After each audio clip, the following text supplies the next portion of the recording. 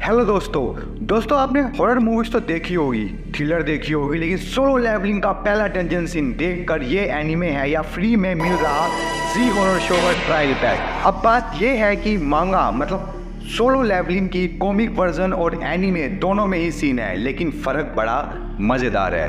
तो कुर्सी की पेंटी बांध लीजिए, इस वीडियो के अंदर हम बात करेंगे मांगा वर्सेस एनीमे। अभी मजा आएगा ना भिड़ो।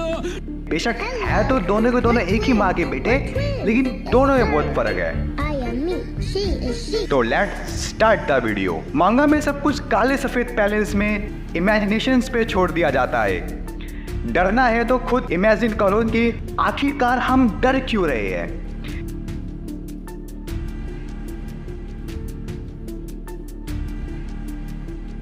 एनीमे में full HD 4K horror background music, ऐसा लगा एग्जाम हॉल में इन्विजिलेटर आ गया हो। आज हम कंपेयर करेंगे सोलो लेवलिंग में इस डंजन सीन को मांगा वर्सेस एनीमे स्टाइल, और हंसते हंसते डर भी जाएंगे। बहन डर गई।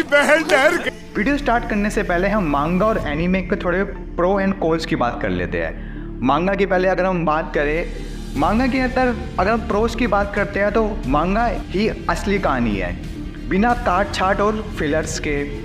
पैनल्स जल्दी पढ़ सकते हो, बिंज काम में मज़ा आता है भाई।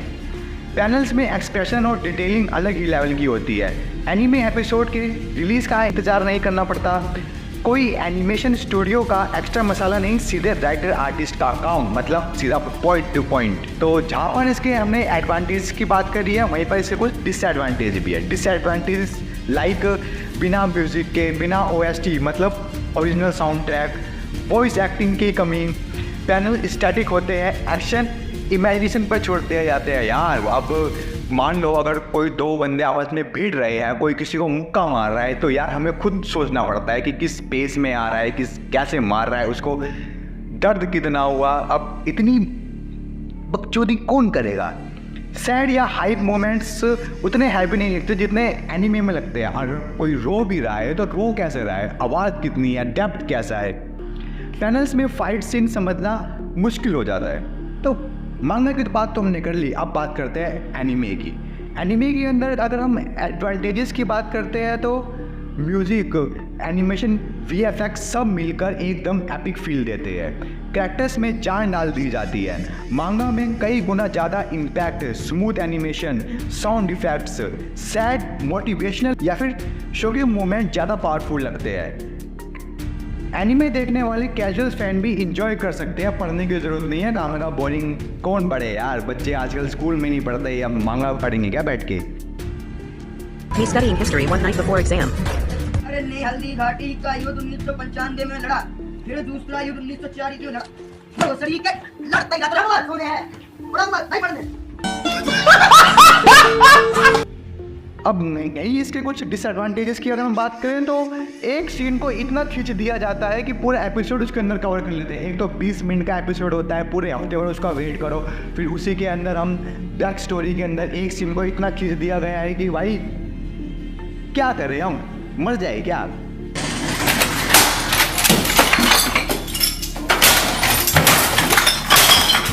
फ्यूचर में एनीमे में फिलर्स ऐड हो सकते हैं। फिलर्स का मतलब कि बेतुकी कहानी एनीमे के अंदर जो एनीमे की मेन स्टोरी से रिलेटेड है ही नहीं, उसके अंदर ज़बरदस्ती के टाइम पास के लिए, एनीमे को खींचने के लिए कुछ बेफालतू की कहानियाँ ऐड कर दी जाती है। ब्रूटल या गोरी सीन्स एनीमे में सॉफ्ट कर दिए जाते हैं। और वहीं अगर हम मांगा की बात करते हैं तो मांगा के अंदर चाहे इंसान को की हड्डियाँ क्यों नहीं बाहर निकाल दी जाए, चाहे उसकी आंतड़ियाँ क्यों नहीं खींच दी जाए, साफ साफ एक एक सीन दिखाया जाता है, लेकिन एनीमे के अंदर कुछ सेंसरशिप्स होती है ताकि बच्चों को के हिसाब से बनाए जाते हैं, तो कुछ ऐसे सीन सॉफ्ट कर दिए जाते हैं। एनिमेशन क्वालिटी स्टूडियो के बजट पर डिपेंड करती है। बजट का मतलब अगर हम डीमन स्लेयर का बजट की बात करते हैं या फिर किसी और एनीमे की बात करते हैं तो आपको फ़र्क साफ दिखाई दे जाएगा कि मेन होता है बजट। बजट डिपेंड करता है कि एनिमेशन की क्वालिटी कैसी होगी, एनिमेशन के ऑडियो ट्रैक्स, एनिमेशंस के कैरेक्टर कैसे होंगे। हर हफ्ते एक एपिसोड का वेट करो, बिन रीडिंग जाता कोई मज़ा ही नहीं यार, एक हफ्ता 7 दिन और कभी के बाद तो एपिसोड ही नहीं आता। Sorry for delay. ओके तो अब स्टार्ट करते हैं हम अपने मेन टॉपिक पर। तो इस वीडियो के अंदर हम बात करेंगे सोलो लेवलिंग की, एनिमे वर्सेस मांगा के रूप में, कि एनिमे के अंदर जो हमने सीन्स देखे उनको कंपेयर करेंगे मांगा के अंदर जो हम सीन देख रहे हैं सेम टाइप के। तो स्टार्ट करते हैं अपनी वीडियो को। मांगा में सन जिनवू सोच रहा है बस एक नॉर्मल डंजन है, थोड़ी सी प्रैक्टिस करूंगा और निकल जाऊंगा। एनिमे में वही एंट्री सिनेमैटिक एंगल से कैमरा ऐसा घूम रहा है जैसे वो IPL का फाइनल खेल रहा हो।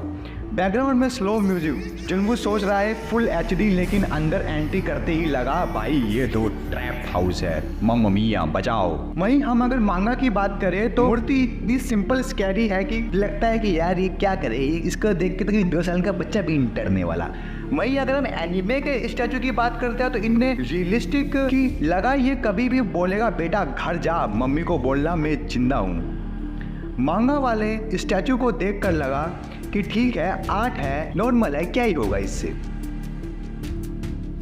एनिमे वाले स्टैचू को देखकर लगा ये तो टैक्स भी वसूल करेगा और बजाएगा भी अच्छे से।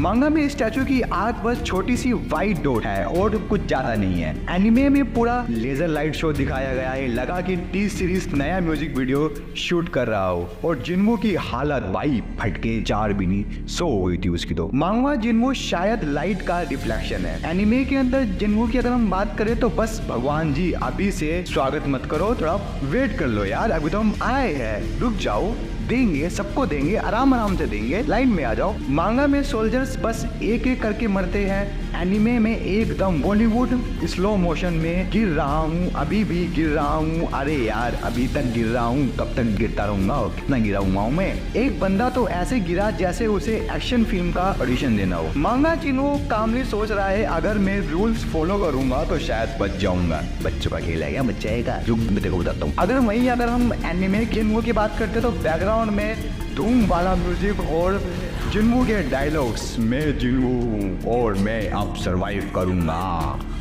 सरवाइव करेगा तू, आजा कहता तेरे को सरवाइव। लगा रोकी भाई का मोटिवेशनल स्पीच चल रहा हो, सलाम रखे भाई।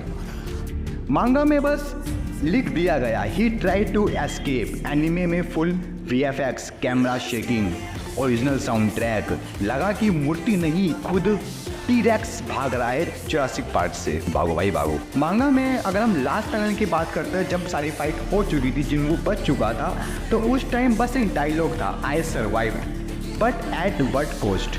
एनिमे में full sad piano music, Jinwoo का क्लोजअप और बैकग्राउंड में फ्लैशबैक। वहीं जब हमने प्रोज एंड कॉन्स की भी बात की थी तो ऐसा होता है कि एनिमे के अंदर हमको फील दिया जाता है, लेकिन मांगा के अंदर क्या होता है, हमको खुद अपनी सोच पर डिपेंड रहना पड़ता है कि हाँ, कि अगर उसने अपने दोस्तों को खोया है तो उसको फील कैसा हो रहा होगा।